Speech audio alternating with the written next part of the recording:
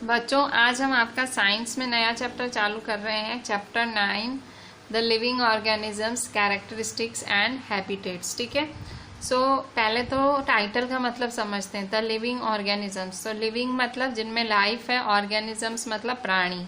ठीक है, जिनमें लाइफ है वो प्राणी। कैरेक्टरिस्टिक्स मतलब उनकी खासियत क्या है। हैबिटेट्स मतलब वो रहते कहाँ हैं। ठीक है। Living organisms characteristics and habitats, जिनमें सांस है वो प्राणी, जो जी रहे हैं वो प्राणी, उनकी खासियत क्या है और वो रहते कहाँ हैं। ठीक है। आप पढ़ेंगे अभी ये वाला चैप्टर। ठीक है, बहुत ही इजी चैप्टर है, इतना कोई डिफिकल्ट नहीं है। ठीक है। चैप्टर कैसे स्टार्ट हो रहा है। चैप्टर स्टार्ट हो रहा है पहेली और बूझों के बारे में। पहेली और बूझों वैकेशन के लिए बहुत सारी जगहों पे जाते हैं। तो एक बारी पहेली और बूझों कहाँ गए, वो गए ऋषिकेश में। और वो ऋषिकेश में रिवर गंगा मतलब गंगा नदी के किनारे गए। ऋषिकेश एक जगह का नाम है।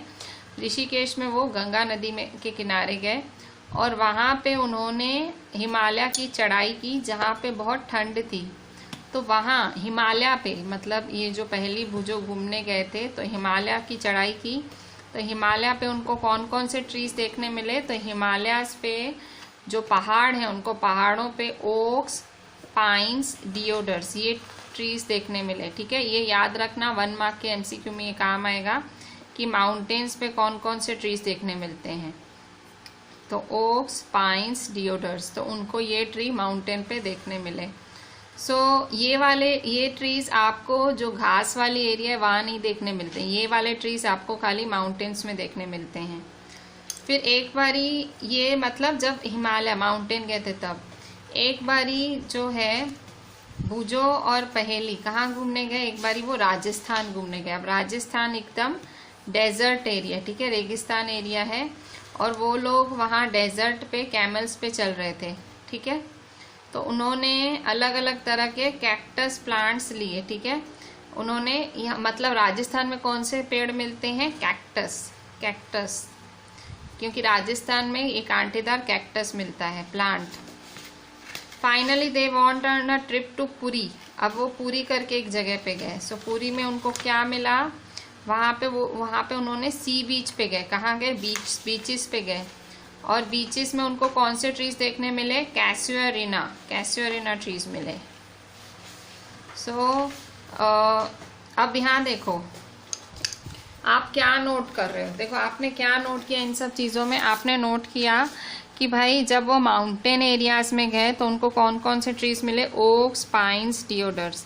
फिर जब वो राजस्थान साइड गए, ठीक है, जो गरम रेगिस्तान के इलाकों में गए, तो उनको कौन से ट्रीज मिले, कैक्टस।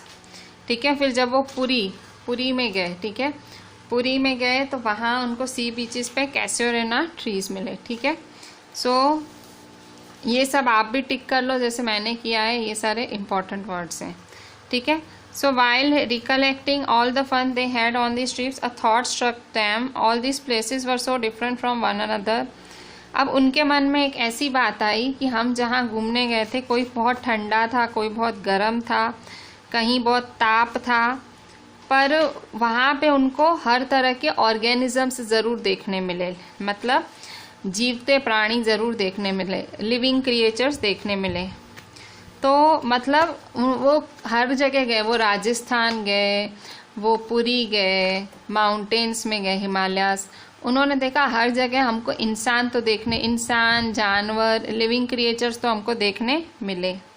तो अब वो पहेली और बूझों सोच रहे हैं कि भाई ऐसी कौन सी धरती पे जगह है जहाँ कोई रहता ना हो। ठीक है। बूझों ने जगहों के बारे में सोचना चालू किया। तो उसने सोचा कि पहले मैं घर के अंदर देखता हूँ। तो जैसे ही बूझों ने घर की अलमारी खोली तो उसमें से एक स्पाइडर निकला। स्पाइडर ऑब्वियसली छोटा स्पाइडर, मकड़ी का जाला। स्पाइडर भी एक लिविंग ऑर्गेनिज्म है। जब वो घर के बाहर गया तो वहाँ पे भी मतलब कुछ ना कुछ उसे दिख ही रहा था। और पहेली ने सोचा कि मतलब पहेली क्या, ये दोनों क्या सोच रहे हैं कि भाई हर जगह कोई कुछ ना कुछ तो मिलता ही है, कोई ना कोई जीव जंतु, प्राणी, इंसान, जानवर मतलब जिनमें श्वास है, जिनमें सांस है, वैसा प्राणी मिलता ही है, लिविंग ऑर्गेनिज्म मिलता ही है। तो अब पहेली ने रीडिंग करना चालू किया। किन के बारे में रीडिंग करना चालू किया? उन जगहों के बारे में जो दूर दूर हैं। तो उसने रीड किया कि भाई वॉल्केनोज होते हैं ना, वॉल्केनोज मतलब जहाँ से ऐसे वॉल्केनोज नहीं होते, माउंटेन से वॉल्केनोज बम फूटते हैं, मतलब वो नहीं, वॉल्केनोज फटते हैं माउंटेन्स पे। तो वहाँ वॉल्केनोज में भी छोटे छोटे प्राणी रहते हैं, मतलब प्राणी की हर जगह है, छोटे छोटे जीव जंतु, कीड़े मकोड़े, इंसान, जानवर, मतलब जिनमें लाइफ है। तो आप क्या सोचते हो, कीड़े मकोड़ों में लाइफ नहीं है? नहीं, उनमें है। कोई भी किसी छोटा से छोटा स्पीशीज जो जिसमें लाइफ है वो चल रहा होगा। कीड़े मकोड़े होते हैं वो चलते हैं, ठीक है, मतलब उनमें लाइफ है, ठीक है। सो अभी ये सोच रही है चुटकी कि कौन सी जगह जहाँ लाइफ ना हो, पर वो जितना सोच रही है ना उसे सब जगह लाइफ लाइफ ही दिख रही है, मतलब उसको हर जगह कोई ना कोई ऑर्गेनिज्म दिख ही रहा है। अब organisms and the surroundings where they live. तो देखो यहाँ पे another thought that occur to Paheli and Boojho. अब उनको दूसरे एक ख्याल ऐसे है, पहला ख्याल तो ऐसे आया कि हर जगह क्या कुछ ना कुछ हमको दिखेगा, भाई जानवर, इंसान, भाई हर जगह हमें सब दिखता ही है। दूसरा ख्याल उनके मन में आया कि हम इतना घूमने गए, जो अलग अलग जगह पे घूमने गए, तो हमें अलग अलग जगह पे अलग अलग जानवर दिखे। जैसे कि जब वो लोग डेजर्ट में गए, ठीक है, तो जब ये डेजर्ट में गए तो डेजर्ट में इनको कौन दिखा? कैमल्स। जब ये लोग माउंटेन्स में गए, पहाड़ों में गए, तो पहाड़ों में इनको कौन दिखा? गोट्स और याक्स। जब ये लोग पुरी में गए, पुरी मतलब सी बीच वाली एरिया, सो जब वो पुरी में गए तो उन्हें कौन दिखा? क्रैब्स दिखे, क्रैब्स, केकड़े, ठीक है, और उन्हें फिश भी दिखी। तो मतलब ये सोच रहे हैं कि अलग अलग जगह पे हमें अलग अलग जानवर तो देखने मिले, हमें मतलब अलग अलग प्राणी, सब कुछ मतलब अलग अलग जगह पे पेड़ भी अलग देखने मिले, प्राणी भी अलग देखने मिले। अब आप सोचोगे कि पेड़ों को क्यों मेंशन किया? तो मतलब ऐसे देखा जाओ तो जो पेड़ हैं वो भी लिविंग हैं, ठीक है, वो भी, उनमें भी लाइफ होती है, ठीक है। And then there did seem to be some creatures like ants, और एंट्स जो चींटियां होती हैं छोटी छोटी, वो भी प्रेजेंट होती हैं हर जगह। The kinds of plants found in each of this region were so different from the plants, और वहाँ पे उनको जो प्लांट्स मिले, मतलब सारे प्राणी तो अलग अलग दिखे, ये एनिमल्स सारे अलग अलग दिखे ही, प्लांट्स भी सब अलग अलग दिखे, ठीक है। तो इस तरह से मतलब भूजो और पहेली सोच रहे हैं कि क्यों अलग अलग जगहों पे, क्यों अलग अलग जानवर, क्यों अलग अलग पेड़ पौधे, सब अलग अलग क्यों होता है, ठीक है। सो एक्टिविटी 1 देखते हैं।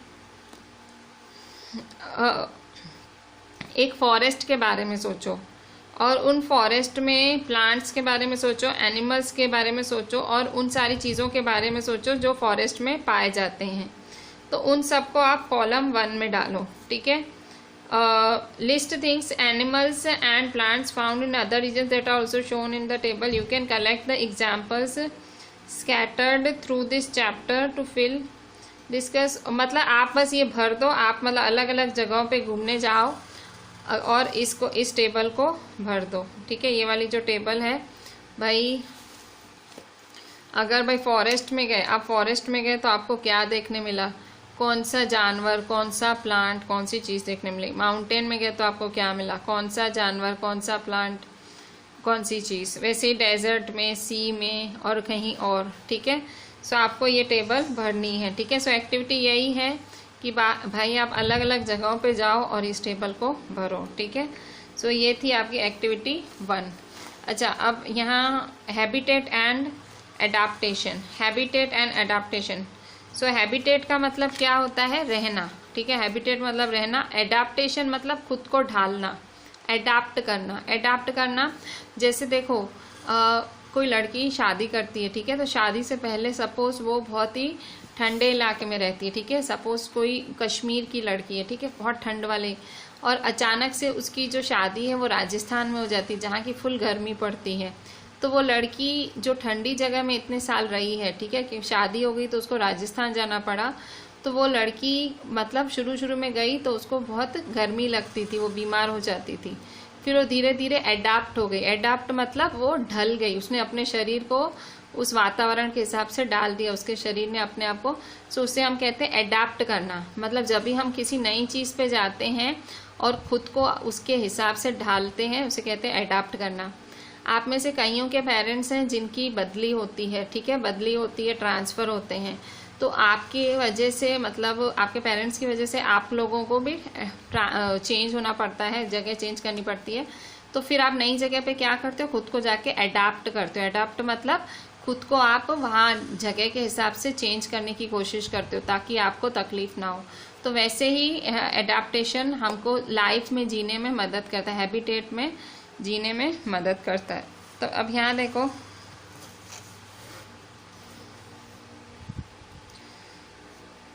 सी में जो सी है, ठीक है, जो सी है, इन द सी जो प्लांट्स हैं, एनिमल्स हैं, वहाँ पे अब सी में अगर समुद्र की बात करो, अगर आप समुद्र की बात करो तो उसमें प्लांट्स हैं, एनिमल्स हैं, वहाँ पे खारा पानी ही खारा पानी होता है, सैलाइन वाटर होता है।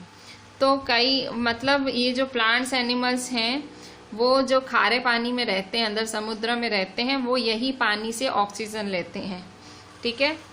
फिर दूसरा देखो, जैसे डेजर्ट की बात करो, मतलब प्लांट्स एनिमल्स नदी में कैसे जीते हैं, तो नदी का ही पानी वो ऑक्सीजन की तरह यूज़ करते हैं, वो जीते हैं, ठीक है। इसके बाद डेजर्ट में ऑर्गेनिजम्स कैसे जीते हैं, तो देखो डेजर्ट में क्या होता है आपको पता है। डेजर्ट राजस्थान में जैसे रेगिस्तान होता है ना, रेगिस्तान, डेजर्ट मतलब रेगिस्तान, ठीक है। सो रेगिस्तान वाले इलाकों में क्या होता है, पानी की बहुत कमी होती है और दोपहर के टाइम, डे के टाइम क्या होता है, बहुत गर्म होता है और रात के टाइम बहुत ठंडक लगती है, ठीक है। सो अब जो राजस्थान मतलब राजस्थान एक जगह का नाम है जो रेगिस्तान मानी जाती है, जो डेजर्ट मानी जाती है। तो जो ये डेजर्ट में जो एनिमल्स और प्लांट्स हैं जो वहाँ रहते हैं, वो कहाँ रहते हैं, वो डेजर्ट की सॉइल पे, डेजर्ट की मिट्टी पे रहते हैं। और वो हवा कहाँ से लेते हैं, अपने आसपास के सराउंडिंग से लेते हैं, ठीक है। The sea and the desert are very different surroundings and we find very different kind.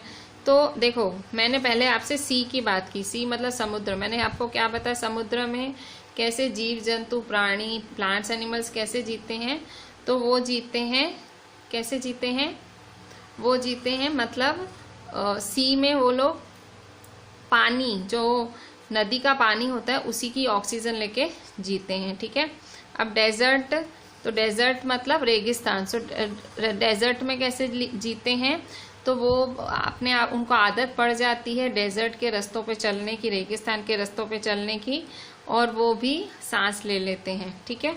सो इस तरह से आपने देखा, एक समुद्र का सी का एग्जाम्पल देखा और आपने दूसरा एग्जाम्पल क्या देखा, आपने दूसरा एग्जाम्पल डेजर्ट का देखा, ठीक है। तो आपने मतलब अब सपोज हम एक कैमल, जो है कैमल कहाँ रहता है, कैमल डेजर्ट में रहता है। तो अब हम कैमल के बारे में पढ़ते हैं, ठीक है। सो किस तरह से कैमल डेजर्ट में रह पाता है, ठीक है। आपने हिंदी में पढ़ा भी होगा कि जो ऊंट है उसे रेगिस्तान का जहाज माना जाता है, हवाई जहाज। क्यों उसको रेगिस्तान का जहाज माना जाता है, क्योंकि वो डेजर्ट में एकदम आराम से चलता है, ठीक है। सो क्यों कैमल कैसे वो डेजर्ट में जिंदा रहता है, कैसे वो इतनी गर्म मिट्टी पे चल पाता है। तो जो कैमल का जो बॉडी स्ट्रक्चर है, जो ये वांका टूका उसका बॉडी स्ट्रक्चर है, उसको वहाँ डेजर्ट कंडीशंस में रहने में मदद करता है। देखो, the body structure of a camel helps it to survive in desert conditions. जो कैमल का बॉडी स्ट्रक्चर है वो उसको ये जो डेजर्ट है वहाँ पे रहने में मदद करती हैं। कैमल्स के पास क्या होते हैं, कैमल्स के पास लंबी टांगें होती हैं, लॉन्ग लेग्स होते हैं, ठीक है। सो कैमल्स के पास लंबी टांगे होती हैं और उससे वो क्या कर पाते हैं। अब देखो अगर छोटी टांगे होती तो क्योंकि आपको पता है रेगिस्तान में कितनी गर्मी होती है, जो रेगिस्तान डेजर्ट एरियाज हैं उनकी मिट्टी इतनी गर्म होती है और चारों तरफ मिट्टी मिट्टी होती है। तो अगर कैमल की टांगें छोटी होती तो उसको पूरे शरीर पे गर्मी आती, इसलिए उसकी टांगें इतनी लंबी हैं कि उसका शरीर गर्मी से दूर हो जाता है और उससे इतनी ज़्यादा गर्मी नहीं लगती। ठीक है, सो देखो कैमल, कारण क्या है, कैमल कैसे सरवाइव कर पाता है डेजर्ट में, कैमल कैसे जी पाता है डेजर्ट में। तो सबसे पहला कारण है कि कैमल के जो टांगे हैं लॉन्ग लेग्स हैं, मतलब कैमल की जो टांगे हैं लॉन्ग हैं और उससे उसकी वजह से जो उसकी बॉडी है, ठीक है, जो उसकी बॉडी है उसका शरीर है वो गर्मी से दूर रहता है। सैंड की गर्माहट होती है, ऑब्वियसली रेगिस्तान का इलाका हो तो गर्मी कितनी ज़्यादा होगी। ठीक है, सो जो कैमल है वो उसके अपने शरीर को उस सैंड की गर्मी से कैसे दूर रख पाता है, क्योंकि उसके जो लेग्स हैं वो लॉन्ग हैं। और फिर दे excrete small amount of urine, और क्या करते हैं कैमल्स जिंदा रहने के लिए डेजर्ट में, तो दे excrete small amount of urine, मतलब वो टॉयलेट बहुत थोड़ा थोड़ा करते हैं। ठीक है, so their dung is dry, और जो वो लैट्रिन करते हैं, डंग करते हैं, वो भी एकदम सूखा सूखा करते हैं, dry. And they do not sweat, और उन्हें पसीना भी नहीं आता है। मतलब मैं आपको क्या बता रही हूँ, कैमल कैसे जी पाता है राजस्थान बोल रही हूँ, कैमल डेजर्ट में रेगिस्तान में कैसे जी पाता है, इतनी गर्मी होती है। ठीक है, सो इस जी कैसे पाता है, क्योंकि उसके बॉडी वैसी बनी हुई है, उसकी टांगें लंबी हैं तो उसकी वजह से उसके शरीर को गर्मी नहीं मिलती है, तो उसको ठंडक रहती है थोड़ी शरीर में। इसके बाद वो जो है यूरिन कम करता है, मतलब टॉयलेट कम करता है। इसके बाद उसका जो लैट्रिन होता है वो भी एकदम ड्राई होता है, सूखा होता है, मतलब उसमें भी पानी नहीं होता है। और दूसरा ये पसीना ही नहीं आता है इसको, मतलब इसको पानी की भी प्रॉब्लम नहीं हुई, क्योंकि जो रेगिस्तान इलाके होते हैं, डेजर्ट इलाके होते हैं, वहाँ तो पानी तक नहीं मिलता है। ठीक है, कई दिनों तक पानी नहीं मिलता है, तो कैमल में इतनी सारी क्वालिटीज़ है, तो मतलब वो बिना पानी के थोड़े दिन चल सकता है। Since camel lose very little water from their bodies they live for many days without water. So camel का अपने शरीर से पानी निकालता ही नहीं है, ना यूरिन में, ना लैट्रिन में, ना पसीने में, स्वेट में, वो निकालता ही नहीं है, तो इसलिए ये बहुत सारे दिनों तक जिंदा रह पाता है बिना पानी के भी। सपोज इसको पसीना बहुत आता कैमल को, या कैमल की टांगें छोटी होती, उसको गर्मी लगती घड़ी, या गर्मी लगती तो ऑब्वियसली फिर पसीना बहुत सारा आता। और अगर उसकी जो लैट्रिन है, वो जो डंग, उसको डंग बोलते हैं, सो लैट्रिन है, अगर वो गीली आती, मतलब उसमें भी पानी निकलता। ठीक है, सो मतलब पानी की इतनी, उसका शरीर पानी इतना कम छोड़ता है, तो मतलब जो डेजर्ट एरियाज हैं, रेगिस्तान वगैरह हैं, तो वहाँ पे कई दिनों तक पानी नहीं होता है, तो भी ये कैमल एकदम आराम से वहाँ चलता रहता है। ठीक है, सो ये आपने क्या देखा कि कैमल्स आखिर खुद को डेजर्ट में जिंदा कैसे रखते हैं। कोई पूछे कैमल खुद को कैसे जिंदा रख पाते हैं, सो आपका आंसर क्या होगा कि भाई उनका बॉडी स्ट्रक्चर ही होता है, भगवान ने, कुदरत ने उनका शरीर ही ऐसा बनाया है, और उनकी जो टांगें हैं वो लंबी होती हैं, जिसकी वजह से उनको गर्मी नहीं लगती है। और भाई वो एक्सक्रीट करते हैं स्मॉल अमाउंट ऑफ यूरिन, उनको यूरिन कम आता है, उनका डंग ड्राई है और उनको पसीना नहीं आता है। ठीक है, सो इस तरह से एनिमल्स जिंदा रह पाते हैं। अच्छा, अब फिश के बारे में देखते हैं, फिश का क्या है। सो फिश में देखो, फिश कैसे मतलब चल पाती है, फिश कैसे सी में चल पाती है। तो फिश की जो बॉडीज होती हैं वो स्ट्रीमलाइंड होती हैं। क्या होती हैं? स्ट्रीमलाइंड। स्ट्रीमलाइंड का मतलब कैसी बॉडी हुई फिश की बॉडी होती है ऐसी। ठीक है, सो फिश की बॉडी ऐसी होती है, ये बॉडी होती है फिश की, इसे स्ट्रीमलाइन कहते हैं। स्ट्रीमलाइन, इस बॉडी से जो है थोड़ा सा तैरना आसान हो जाता है। ठीक है, तो फिश आराम से कैसे तैर पाती है नदी में, समुद्र में, क्योंकि उसकी बॉडी कैसी है? Stream line. ठीक है, सो ये स्ट्रीमलाइन शेप, ये जो शेप है, इस शेप से क्या फ़ायदा? तो ये शेप मतलब इस शेप की वजह से वो पानी के जितना अंदर जा सके वो जाती हैं, क्योंकि शेप ऐसी है। तो इस शेप की वजह से जो फिशेस हैं पानी में जितना अंदर जाना चाहे जा सकती हैं। और फिशेस के पास जो मछलियां हैं उनके शरीर पे स्लिपरी स्केल्स होती है, एकदम चिपचिपी स्केल्स। स्केल मतलब इस तरह से होता है, ठीक है। देखो जैसे यहाँ मैंने ये फिश बनाई, ठीक है। सो ये फिश बनाई, ठीक है। तो ये देखो इसकी बॉडी स्ट्रीमलाइंड है, इसे स्ट्रीमलाइंड शेप बोलते हैं कि भाई तैरने में आसानी हो, ठीक है, भाई कम फोर्स में तैर पाए। और स्ट्रीमलाइन बॉडी क्या होती है, स्ट्रीमलाइन मतलब इस तरह से इनको स्ट्रीमलाइन होते हैं। और स्लिपरी मतलब एकदम हाथ स्लिप हो जाए वैसे ये स्ट्रीमलाइन होते हैं। सो ये स्केल्स बोला जाता है इसे। स्ट्रीमलाइन तो क्या होता है, स्ट्रीमलाइन इस शेप का नाम है।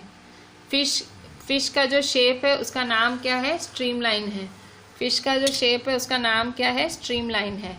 और फिश के शरीर पे क्या है, स्केल्स। क्या है, स्केल्स, इसे स्केल्स कहते हैं, ठीक है। सो ये जो स्केल्स होती हैं ये क्या होती है, स्लिपरी होती है, एकदम फिसलती हैं, ठीक है। So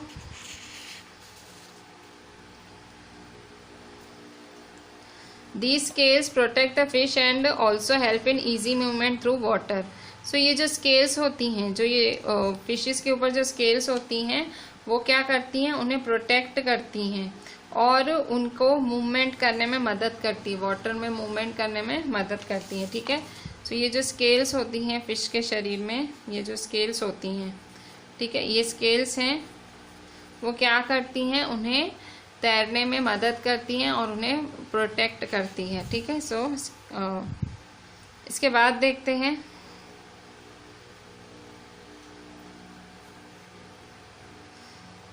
fish have flat fins. उनके फिन्स फ्लैट होते हैं, एकदम चपटे होते हैं। And tails that help them to change the direction and keep their body balance in water. Fish के पास और क्या होता है, फिन्स होते हैं, ठीक है, इसे फिन्स कहा जाता है। ये देखो ये फिश है ना, तो ये क्या हुए, फिन्स, ठीक है, ये फिन्स हुए और ये क्या है, टेल, ठीक है। सो इसकी इसके जो फिन्स हैं इतने चपटे होते हैं, इस चपटे होने की वजह से एकदम थिन होते हैं। तो थिन होने की वजह से मतलब आराम से वो लोग अपना डायरेक्शन बदल सकते हैं, मतलब आराम से यहाँ से वहाँ, वहाँ से यहाँ जा सकते हैं।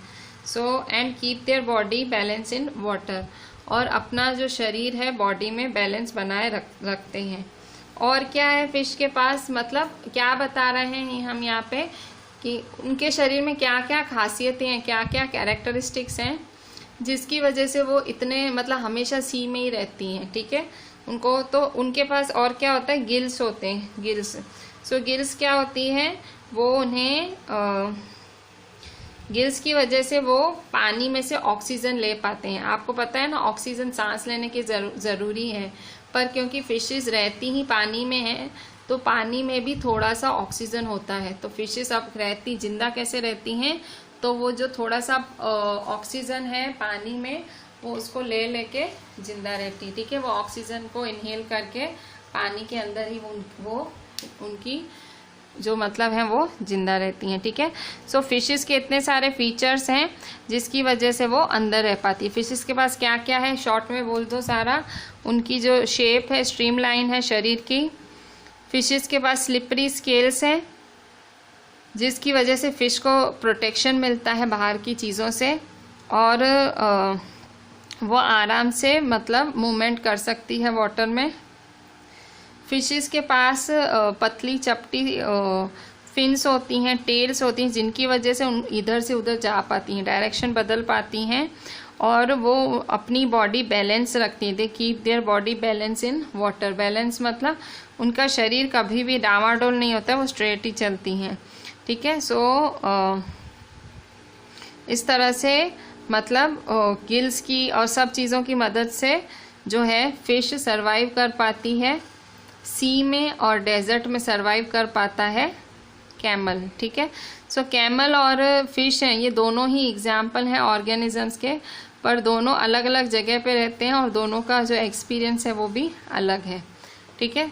सो इस तरह से मतलब इस तरह से हमने पढ़ा कि किस तरह से कैमल और फिश अपने आप को ज़िंदा रखती हैं, जो ये एटमॉस्फेयर है उसमें मतलब कैसे खुद को डालती हैं, ठीक है।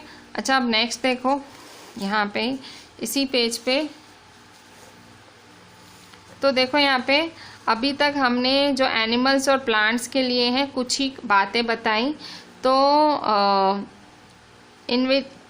तो ये the presence of specific features और certain habits which to live naturally in place is called adaptation. Adaptation को मैंने आपको हिंदी में बोला था, एडाप्टेशन का मतलब ढालना, खुद को किसी भी चीज़ के हिसाब से खुद को कॉम्प्रोमाइज़ करके ढालना। So the presence of specific measures or certain habits which enable an organism to live naturally in a place is called adaptation. Adaptation का मतलब क्या होता है? मतलब जो प्राणी हैं, जो लिविंग क्रिएचर है, उसमें कुछ स्पेसिफिक फीचर्स होते हैं और इसकी वजह से ही मतलब वो जहाँ रह रहे हैं वहीं रहते हैं लोग, वो अपनी जगह नहीं छोड़ते हैं क्योंकि वो वहाँ उस जगह से एडाप्टेड है। मतलब वो अपने एडाप्टेशन मतलब उन्होंने अपने शरीर को ऐसे ढाला हुआ है कि वो वहाँ उस जगह पे सही सलामत रहें।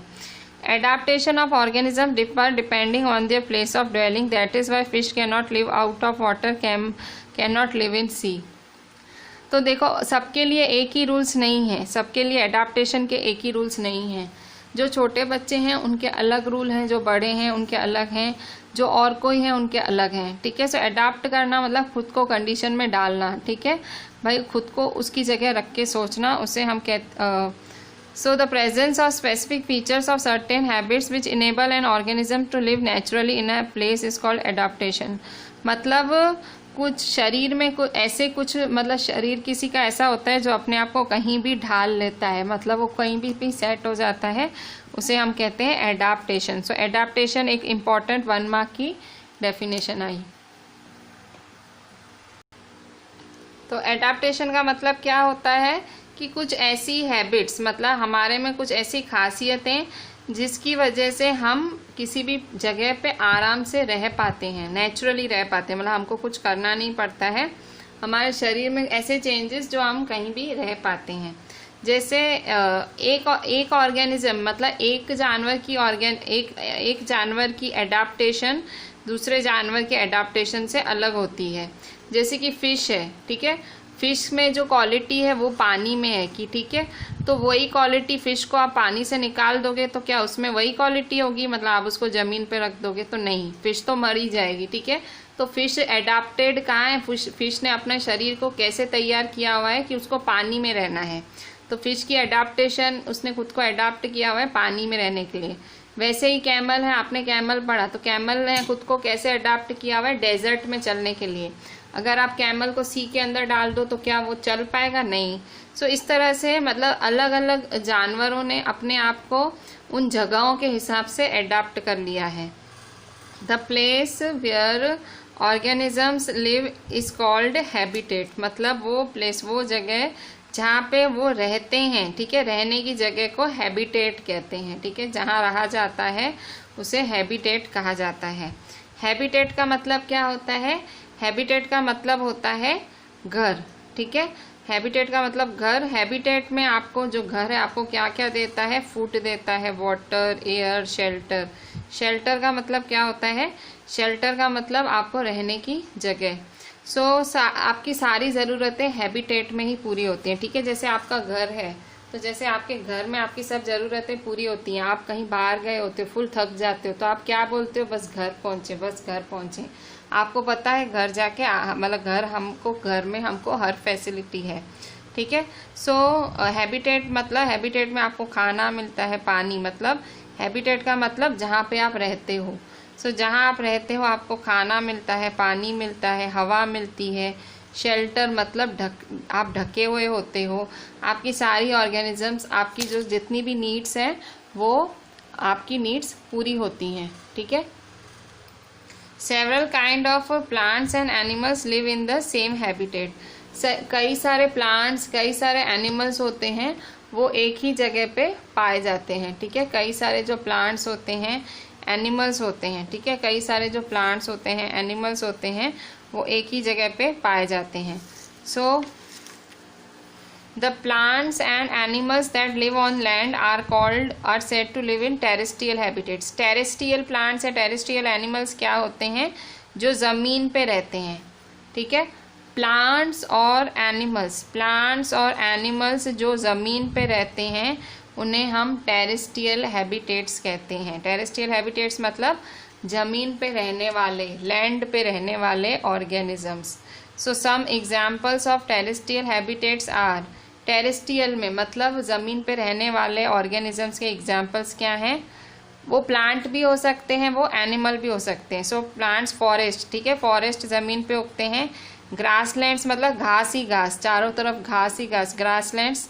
फिर डेजर्ट्स, रेगिस्तान भी ज़मीन पे ही होते हैं। कोस्टल, कोस्टल मतलब वो तटीय इलाका, समुद्री इलाका। फिर माउंटेन रीजन्स, पहाड़। तो ये सब क्या है? टेरेस्ट्रियल ही हैं, ठीक है। किसका एग्जाम्पल है? टेरेस्ट्रियल हैबिटेट का एग्जाम्पल है। और on the other hands the habitats of plants, animals that live in water, ठीक है। और सपोज जो प्लांट्स और एनिमल्स हैं अगर वो वाटर में रहते हैं, मतलब हैबिटेट अगर वो प्लांट्स और एनिमल्स खुद को वाटर में रखते हैं तो वो उसे क्या कहेंगे? हम उसे कहेंगे एक्वेटिक हैबिटेट। उसे क्या कहेंगे? एक्वेटिक हैबिटेट, ठीक है। सो एग्जाम्पल क्या है एक्वेटिक हैबिटेट का? सो एग्जाम्पल है लेक्स, रिवर्स, ओशियंस, ठीक है। सो लेक्स, रिवर्स, ओशियंस किसका एग्जाम्पल है? एक्वेटिक हैबिटेट का, ठीक है। सो जो टेरेस्ट्रियल हैबिटेट है, टेरेस्ट्रियल हैबिटेट में क्या क्या आया? फॉरेस्ट आया, ग्रासलैंड आया, डेजर्ट, कोस्टल, माउंटेन एरियाज। और एक्वेटिक, पानी में, पानी का क्या क्या एग्जाम्पल है? लेक्स, लेक्स का मतलब क्या होता है? छोटे छोटे जो तालाब, छोटे छोटे ऐसे एकदम झील वगैरह, तालाब छोटे छोटे। रिवर्स होती हैं, ठीक है, नदियाँ। ओशियंस, ठीक है। सो ओशियंस मतलब सागर, ठीक है। सो ये सब क्या है? ये सब एक्वेटिक हैबिटेट्स के एग्जाम्पल हैं, ठीक है। और टेरेस्ट्रियल के एग्जाम्पल ये सारे हैं, ठीक है। Organisms both plant and animals living in a habitat are its biotic components, मतलब जिनमें सांस है। अब सांस है तो एनिमल्स में तो है ही, पर प्लांट्स में भी सांस होती है। आपने पढ़ा है कि प्लांट्स भी सांस लेते हैं। So the organisms both plants and animals living in a habitat are its biotic components. वो ऑर्गेनिजम्स, चाहे वो प्लांट हो चाहे वो एनिमल हो, वो प्राणी चाहे वो प्लांट हो चाहे वो एनिमल हो, अगर वो किसी हैबिटेट में रह रहा है तो वो उसका बायोटिक, बायो वर्ड का मतलब लाइफ। तो बायोटिक कंपोनेंट्स कौन कौन हैं? प्लांट्स और एनिमल्स, ठीक है। और हैबिटेट में अगर नॉन लिविंग थिंग्स है, नॉन लिविंग थिंग्स मतलब जिनमें लाइफ नहीं है, तो नॉन लिविंग थिंग्स कौन कौन सी है? जैसे रॉक्स हैं, पत्थर, मिट्टी, एयर, वाटर, ठीक है। सो ये सब क्या होए? ये सब होए एबायोटिक कंपोनेंट्स, ठीक है। सो इस तरह से बायोटिक और एबायोटिक, तो बायोटिक में कौन कौन आता है? प्लांट्स, एनिमल्स, ह्यूमन बींग्स, ठीक है। और एबायोटिक में क्या आता है? एबायोटिक में रॉक्स, सॉइल, एयर, वाटर, ठीक है। सो ये सब एबायोटिक में आता है, ठीक है।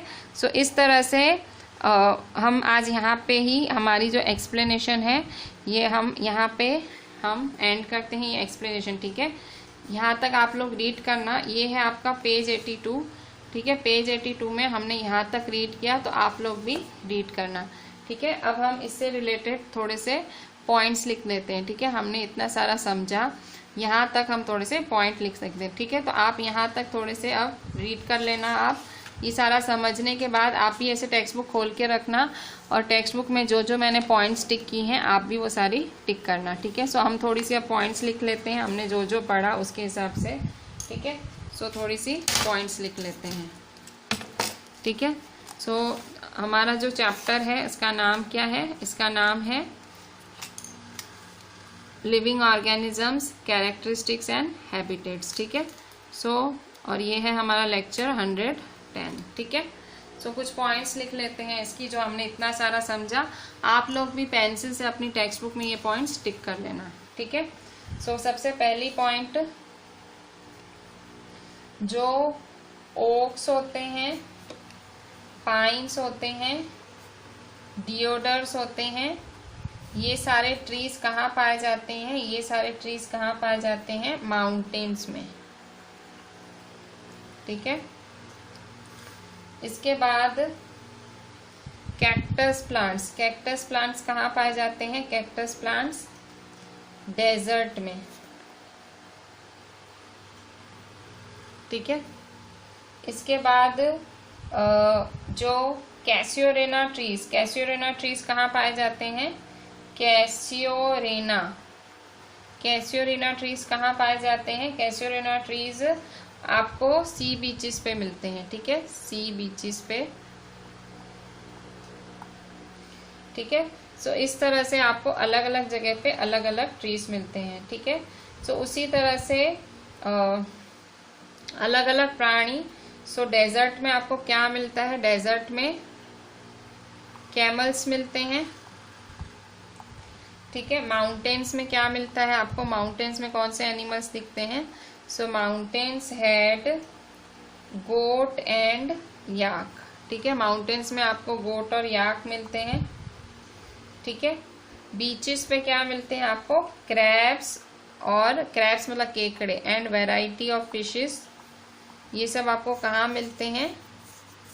आर फाउंड ऑन बीचेस, ठीक है। सो बीचेस में ये सब हमें मिलते हैं, ठीक है। सो ये हमने जो फर्स्ट पेज पढ़ा था ये सारे उसके पॉइंट्स हैं। इसके बाद हमने सेकंड पेज पढ़ा था। तो सेकंड पेज में हमने क्या पढ़ा था कि भाई कि कैसे कैमल रह पाता है, ठीक है। कैमल कैसे रह पाता है डेजर्ट में? सो कैमल कैसे रह पाता है डेजर्ट में? So the body structure of camel, जो कैमल का बॉडी स्ट्रक्चर है, the body structure of camel helps it to survive in desert conditions.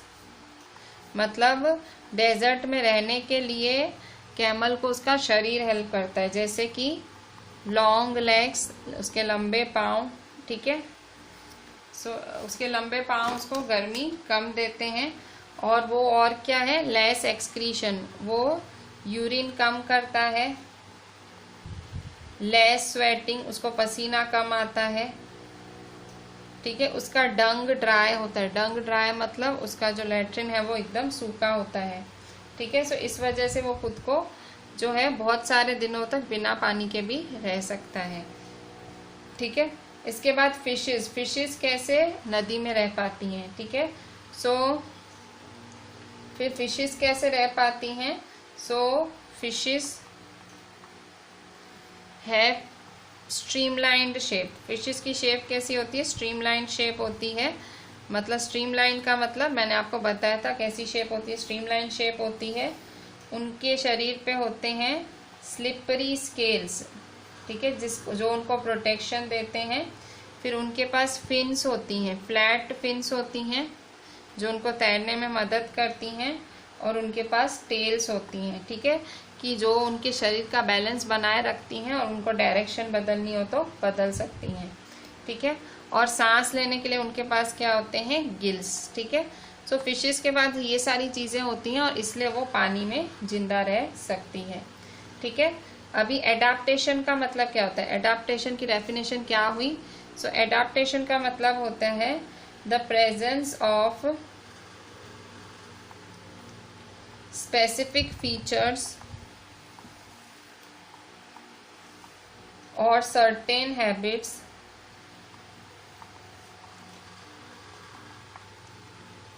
which enable an organism to live naturally, ठीक है। मतलब कुछ उसके शरीर में ऐसे किसी भी ऑर्गेनिज्म में कुछ ऐसे स्पेसिफिक फीचर्स या ऐसे habits which enable an organism to live naturally, जिससे वो नेचुरली जी पाए। टू लिव नेचुरली मतलब आराम से जी पाए, तो उसे क्या कहते हैं? In a place is called adaptation. In a place is called adaptation.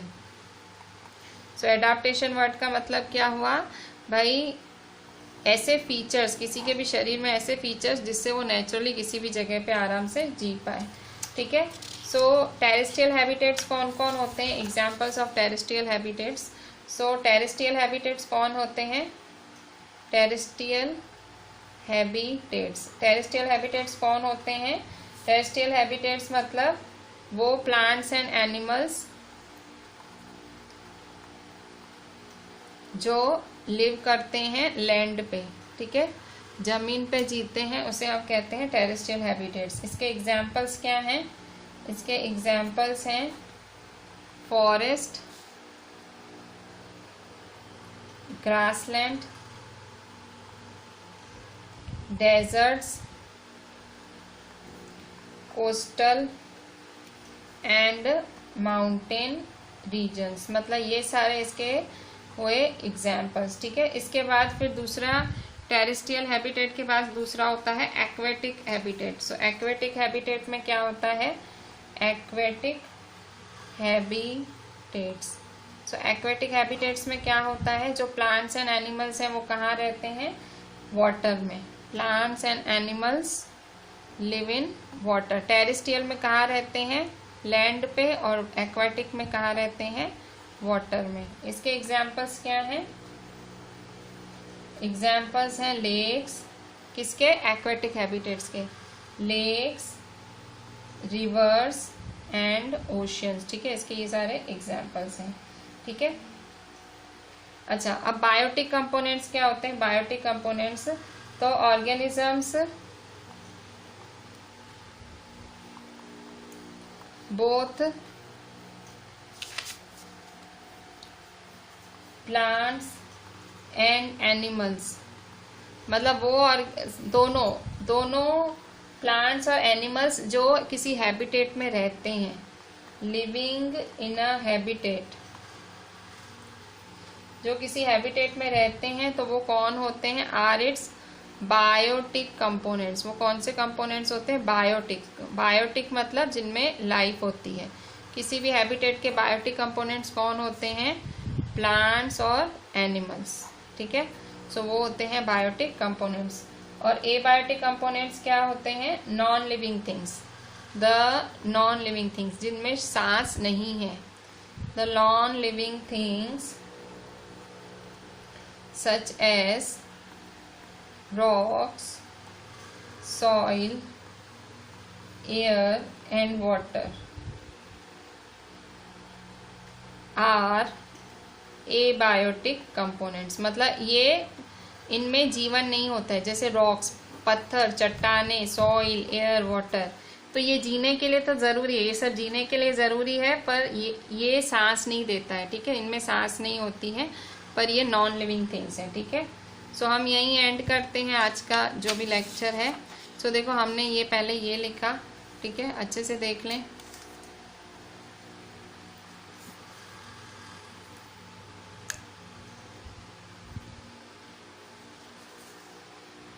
इसके बाद हमने ये लिखा। चैप्टर खास अच्छे से रीड करिएगा। ठीक है, चैप्टर इतना ज़्यादा डिफिकल्ट नहीं है, इजी है।